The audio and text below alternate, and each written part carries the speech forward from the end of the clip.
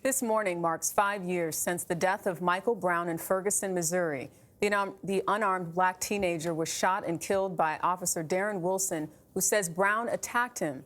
A grand jury later chose not to indict Wilson.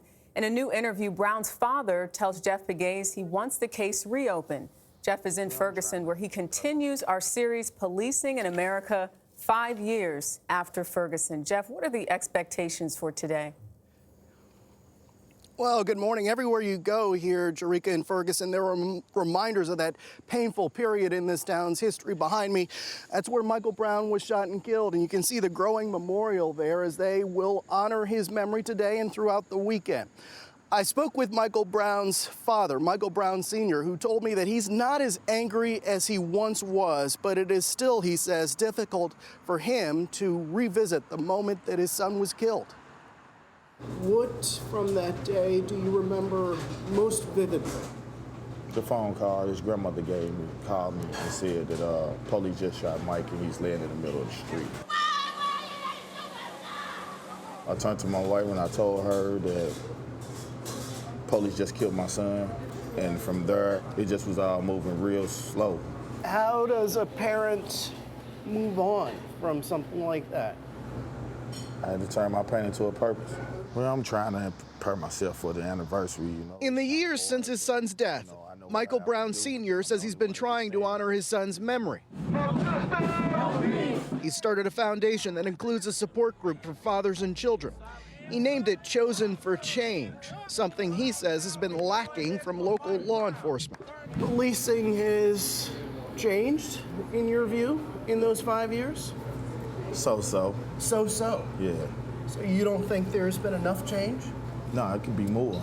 His most urgent plea, a second chance at justice for his son. You want them to reopen the case? Yes, sir. I would like for Wesley Bill to reopen the case. How's it going, man? Good to see you. Wesley Bell is the new St. Louis County prosecutor.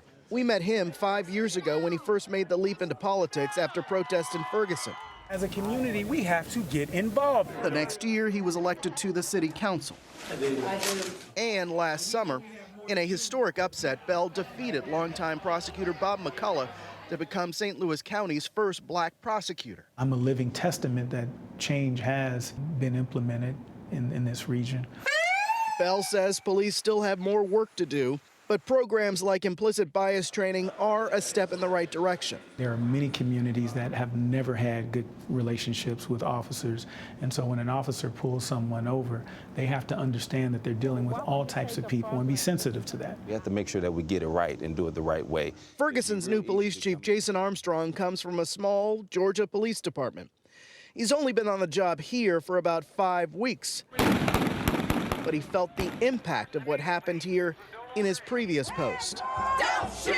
That incident was a catalyst for law enforcement in this country, myself included. Even though I wasn't here in Ferguson, that rippled the nation. Armstrong says he plans to gauge success of the department's new training programs through community feedback. The way our police department set up, we can't have someone gone for like 2 weeks at a time doing training. If I go to 5 meetings in 1 week and people are telling me that they hate the police officers here, we're doing something wrong with it. So we got to be out there in the community trying to right these problems that we have. This is where it started right here. Local filmmaker Chris Phillips lived in the same neighborhood where Michael Brown was killed. When people come back and they ask me, have anything changed in 5 years? I'm like, no. I said, in fact, they're being more antagonistic than they were beforehand. I feel bad for the good cops that I do know, the ones that respect human life. As for Michael Brown Sr., he hopes the anniversary of his son's death will bring the community together.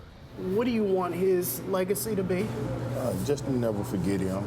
The spirit lives through me. All the things that I do is through the spirit of him. It is interesting how someone who was a protester out here is now being asked to reopen the case. I'm referring, of course, to Wesley Bell, who is now the St. Louis County prosecutor. He says that he won't comment on reopening the case out of respect for the family. He knows how painful that period was, not only for this town, but also for the country. Eureka. Jeff, what an important follow-up. Thank you. I always think of what my grandmother said in reference to no matter how you feel about the situation, that's somebody's child. And for them to have to come back and revisit that year after year, but, you know, something about 5 years and marking the progress or, you know, lack thereof in some areas. I can't believe it's been 5 years. And as Jeff points out, it's a really interesting development that Wesley Bell has now got. It's now his case. This inspired him, obviously, as we saw, to get into politics and start moving forward. So. Yeah.